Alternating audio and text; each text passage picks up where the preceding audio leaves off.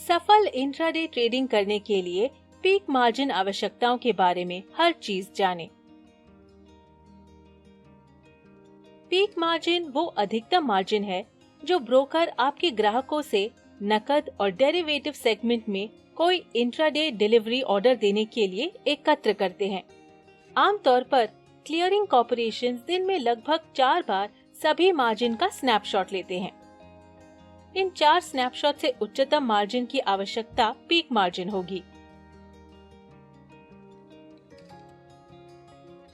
Peak margin का मूल्यांकन 20 जुलाई 2020 के सेबी सर्कुलर के जरिए जारी मानदंडों द्वारा किया जाता है। क्लियरिंग कॉर्पोरेशन दिन में 4 बार सुबह 9 बजे से शाम 4 बजे तक स्नैपशॉट लेते हैं। सबसे ज्यादा मार्जिन नोट किया गया है पीक मार्जिन के लिए लिया जाता है। तो चलिए मान लेते हैं कि आपके पास 500 शेयर हैं। आप उन्हें सुबह 10 बजे और 11:30 बजे 2 किस्तों में बेचते हैं। शेयरों के शुरुआती भुगतान के लिए धन्यवाद बिक्री पर्याप्त अग्रिम मार्जिन के साथ होती है। पूंजी बाजार नियामक ने 1 दिसंबर 2020 से शुरू होकर 4 अलग अलग चरणों के जरिए मार्जिन सिस्टम में बदलाव किया। चरण 1। इस चरण में ग्राहक को ब्रोकर को उपलब्ध पीक मार्जिन का कम से कम 25% बनाने की आवश्यकता है। इसके बाद इसकी तुलना ट्रेडिंग सेशन के दौरान ट्रेडिंग मेंबर या क्लियरिंग मेंबर के साथ उपलब्ध संबंधित पीक मार्जिन से की जाएगी। हालांकि दूसरे और तीसरे चरणों में ब्रोकर के साथ क्रमशः 50 और 75% ग्राहक दायित्वों में वृद्धि हुई। वर्तमान में तीसरा चरण चालू है। चौथे चरण 1 सितंबर 2021 के बाद पीक मार्जिन की आवश्यकता को 100% तक बढ़ाया जाएगा। नई व्यवस्था का पालन करने में नाकाम रहने वाले ब्रोकर्स पर जुर्माना लगाया जाएगा।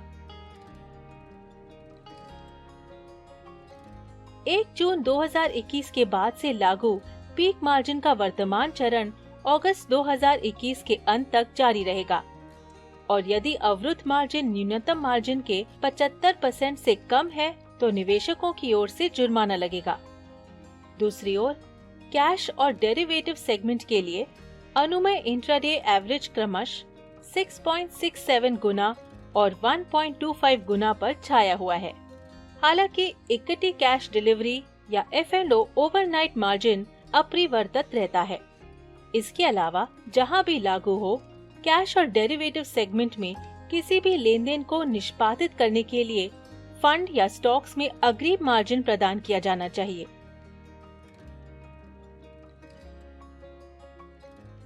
इससे पहले गणना दिन के अंत में हुई, इसलिए एक विशेषज्ञ या व्यापारी के लिए उपलब्ध मार्जिन के आधार पर शेयर बेचने के तुरंत बाद बिक्री मूल्य पर स्टॉक्स को खरीदना संभव था।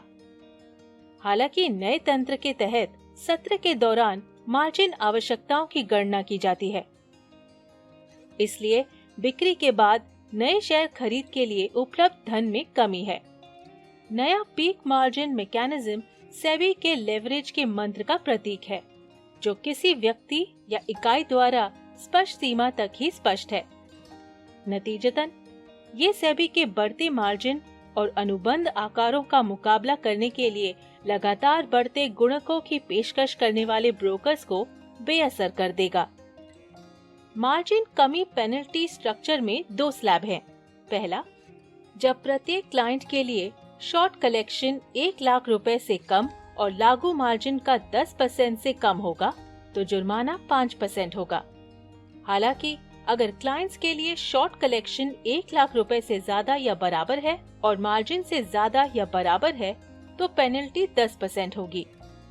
अर्ली पेन (EPN) कई परेशानियों को कम करने में मदद करता है और मार्जिन का अधिक कुशलता से उपयोग करता है।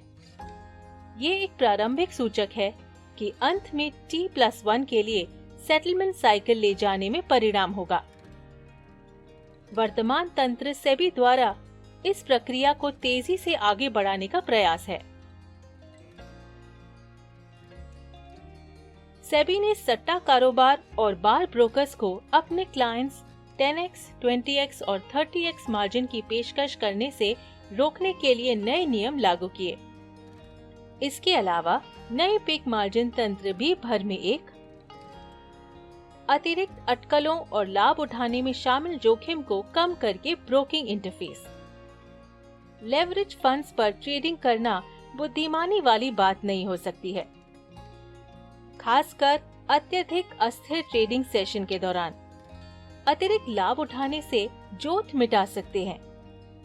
इसलिए नया तंत्र व्यापारिक गतिविधि को मजबूत करने और बाजार की समग्र सुरक्षा की रक्षा करने के लिए डिजाइन किया गया है। सिक्योरिटीज मार्केट में निवेश बाजार जोखिमों के अधीन है। निवेश से पहले सभी संबंधित दस्तावेजों को ध्यान से पढ़ें।